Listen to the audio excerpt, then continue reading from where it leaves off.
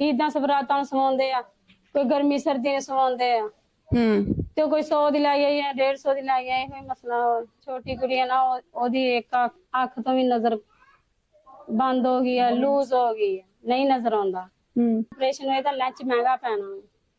ਤੇ ਮੈਂ ਚਾਹੁੰਦੀ ਹਾਂ ਮੇਰੀ ਮਦਦ ਮੇਰੇ ਬੱਚਿਆਂ ਦੇ ਨਾਲ ਮੇਰੀ ਵੀ ਕੀਤੀ ਜਾਵੇ ਕਿ ਉਹਦੀ ਅੱਖ ਸਹੀ ਹੋ ਜਾਵੇ। ਮੈਂ ਹੋਰ ਕੁਛ ਨਹੀਂ ਲੈਣਾ।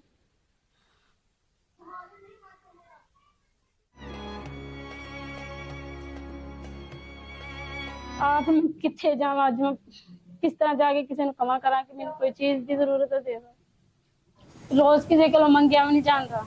ਅੱਜ ਤੇ ਕੋਈ ਮੈਨੂੰ ਪਿਆਰ ਨਾਲ ਰੋਟੀ ਦੇ ਦੇਦਾ ਮੇਰੇ ਬੱਚਿਆਂ ਨੂੰ। ਵੀ ਬੰਦੇ ਨੂੰ ਆਪ ਨੂੰ ਆ ਜਾਂਦੀ ਕਿ ਅੱਜ ਤੇ ਉਹਨਾਂ ਨੇ ਦੇ ਦਿੱਤੀ ਤੇ ਕੱਲ ਉਹਨਾਂ ਨੇ ਮੇਰਾ ਠੇਕਾ ਲਿਆ ਕਿ ਹੁਣ ਆਪ ਨਹੀਂ ਪੂਰੀ ਕਰਨਗੇ ਮੈਨੂੰ ਦੇਣ।